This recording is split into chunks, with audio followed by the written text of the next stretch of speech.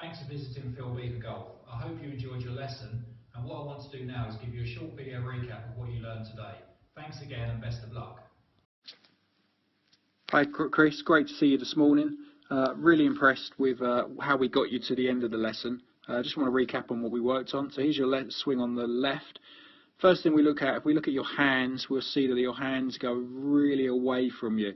So the gap between your hands and your right thigh has definitely increased. So we can see at that point there the club is miles away from cutting through your right forearm. And obviously I'd like to see your hands in the middle of your chest, so about this sort of position.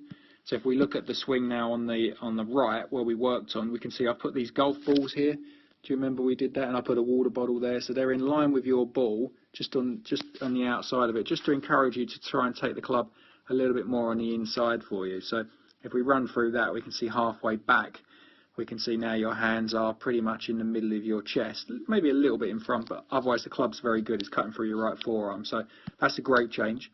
If we run to the top of your swing on the left now, we can see that as you get to the top of your swing here, for me, you swing it better when your left arm is a little bit lower, and that just gets you in a better position at the top. So if we run to the swing on the right, we just got your left arm a little bit lower, and we can see there your left arm is covering your right shoulder a little bit better, opposed to this one where we can see the line is a lot steeper.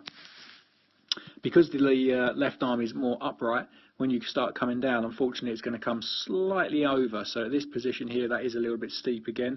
I remember in your first lesson the shaft was cutting through your nose on that angle, so you've done a really good job, but the shaft we can see is still cutting through your right shoulder, where if we look at this swing now on the right, we can see as you started down, really good chain of reaction there. Your legs are starting to clear as well. We've got the shaft perfectly cutting through that right forearm. That's a really good job there, just through the top part there. So it's very different again. So from this swing here on the right, we can easily see that you're going to be attacking the ball more on that sort of line, trying to hit a little draw, where this swing here we're going to be working left and across it and hitting like a weak cut, which is what you was doing.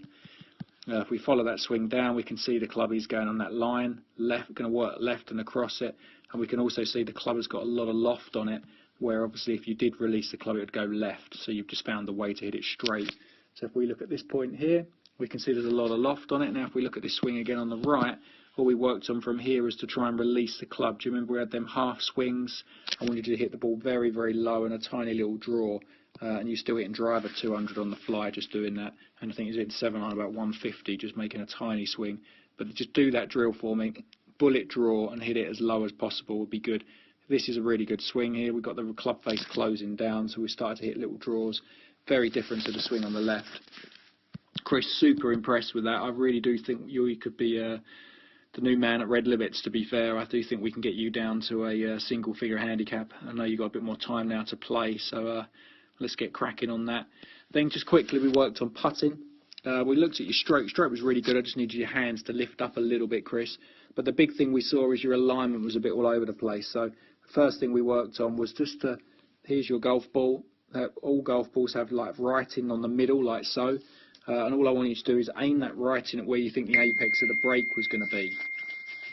So for you to do that, you just aim that line and then extend that line, obviously not very well done, there, and aim that at the break of the putt. Once you started to do that, you started to hole a lot more. We changed putter because your original putter was a toe, weight was in the toe of the putter, so it was hanging, so it was encouraging you to sort of flip it or draw it, and you was blocking them because of that. So we gave you a mallet, which you already had, and that made your stroke much better for your path, because your club works up and down the line in a nice straight line, which is very good, and your putter you originally had was using really needed a bit more of an arc. So the easiest thing was to go back to your old putter. No, it's not your favourite, and I know you went out and played and holed some putts. So Chris, any problems give me a call, but I'm really impressed, and let's get you down to single figures. Well, I hope that helps, and if you have any questions or you're finding a move particularly difficult, please contact me on the numbers on this page or via my email address philbeaver@hotmail.co.uk. Many thanks.